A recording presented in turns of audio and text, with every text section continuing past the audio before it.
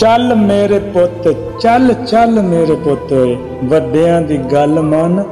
एवें ना रो चुप ओए चल मेरे पुत चल चल मेरे पुत ओए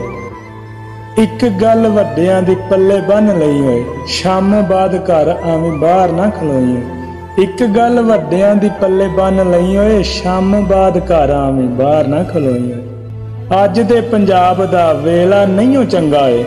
अज दे पंजाब दा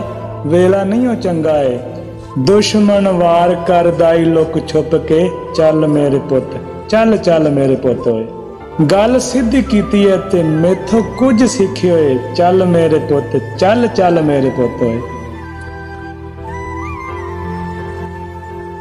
किसे दी इज्जत रोलदे नहीं हो यार पंजाबी जे कोई औखा बोले ते फट्टे देंदे चक पंजाबी ते फट्टे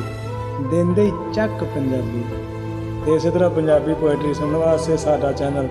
ताल पंजाब दा सबसक्राइब करो तो वीडियो में लाइक शेयर करो